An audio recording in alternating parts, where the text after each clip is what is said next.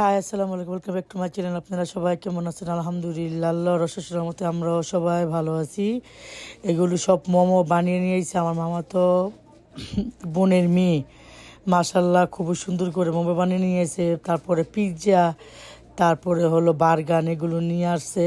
কিন্তু পিৎজাটা খুবই মিষ্টি ছিল। বাচ্চারা মিষ্টি, এত মিষ্টি পছন্দ করে না। আবার বাংলাদেশের পিৎজাগুলো কেন জানি এত মিষ্টি হয়, জানি না। আর সৌদি আরবের পিৎজা খেতে খুবই টেস্ট হয়। আর এটা হলো বার্গান। বার্গান কী দিয়ে জানি বানিয়েছে জানি না, খুলি নেই পুরোটা। যাই হোক, আর এগুলো হলো ফুচকা। চিটাগাং উঠে গিয়েছিলাম, ফুচকা এত টেস্ট লাগে ফুচকারই। আর সবাই বাইরে গিয়েছে হাঁটতে, হাঁটতেছে ওরা সবাই বাড়ির পিছনে, যাচ্ছে আর যাচ্ছে সবাই,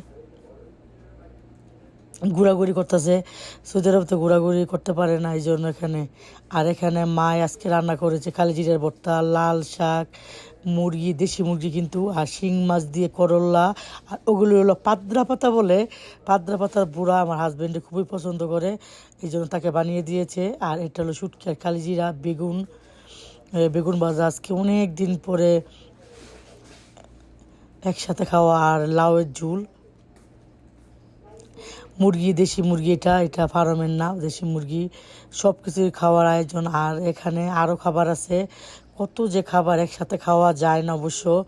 একটা খেলে আরেকটা খাওয়া হয় না, প্রতিদিন তরকারি বেশি হয়। আর ডাউল, জলপাই ডাউল, এটা সবাই খাচ্ছে, খেতে পড়ছে কিন্তু এখানে খাচ্ছে সবাই, এই যে খেতে পড়ছে। আর আমার হাজব্যান্ডের শরীর ভালো না, তার বাংলাদেশে আসার পরে ডায়রিয়া হয়ে গিয়েছে, এই জন্য গাছের ডাব, তারপরে হলো ওগুলো হলো জলপাই, তারপরে হলো লেবু, কলা, মিষ্টি, এগুলো নিয়ে আসছে আমার কাকায়।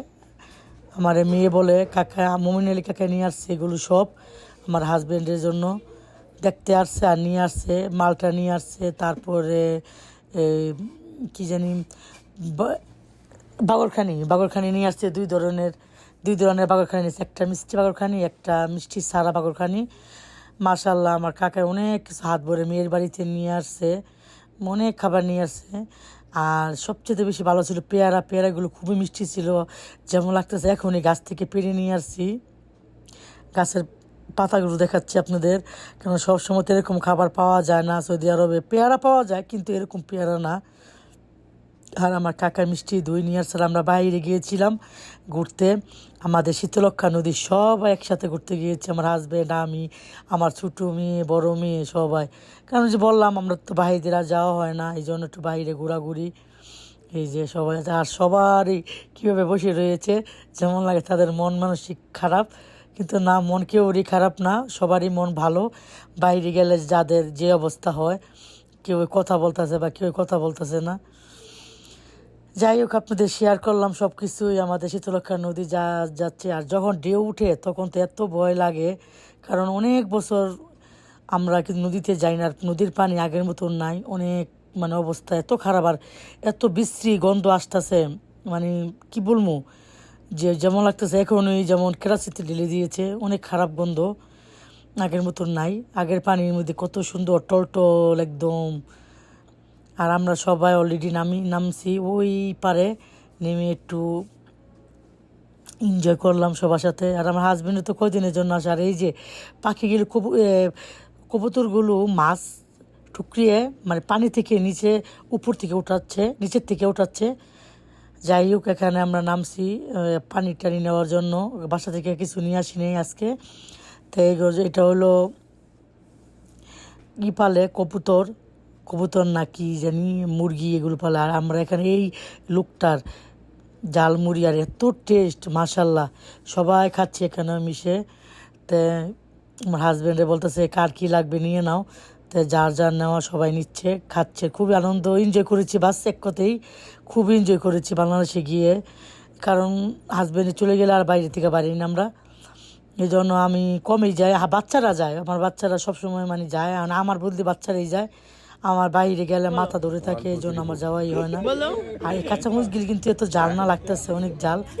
পরে কি করবো, আমার মানে কাশিম ভাইয়ের বাসুরের এত ঠান্ডা লাগছে, তা কইতাছে নাকদা মুগদা পানি আনামু ঠান্ডা খেয়ে। তা সে যত পারতেছে মরিচ নিয়ে খাচ্ছে, এখন ঠিক আছে, পারছি। এরকম ঠান্ডা লাগছে, কই আমি কোনো পাচ্ছি না। আর যাই হোক, এখন অলরেডি বাসায় আমরা এসে পড়বো। এখনও নদীর এখানে আমরা আসি নাই। এটা হলো বাসমান সব দেখাচ্ছে। এটা হলো পারজ স্টেশন। যারা চিনে, যারা সিদ্ধিরগঞ্জ থাকে তারা অবশ্যই জানে এটা কোথায়। আর ওরা একটু দেখতে যাচ্ছে নেমে। অন্ধকারে কিন্তু কিছুই দেখা যায় না। আর এনজয় তো সবাই মোটামুটি করেছি আলহামদুলিল্লাহ। বাচ্চাদের একটু বাইরে নিতে পেরেছি, এটি আলহামদুলিল্লাহ। বাইরে গেলেই যেমন ভয় লাগে, ঠান্ডা, জ্বর, সর্দি, মাথা ব্যথা লেগেই থাকে একটা না একটা, এই জন্য আর কষ্ট লাগে। আর এখানে ভিড়, কিসের জন্য ভিড় দেখুন আপনারা সবাই। এটা চিটাং রুটে গিয়েছে আমার বাচ্চারা, বললাম না আমি যাইনি, এটা চিটাং রুটে। আর এইটা হইলো আমার মেয়ের হুবু ননাসের ছেলে, কি সুন্দর করে বসেছে, তাদের বাসায় গেছি আমরা। অলরেডি এসে পড়েছি, বাসা থেকে এসে পড়েছি। এখন আমাদের ক্যামেরা লাগাবে ঘরের মধ্যে।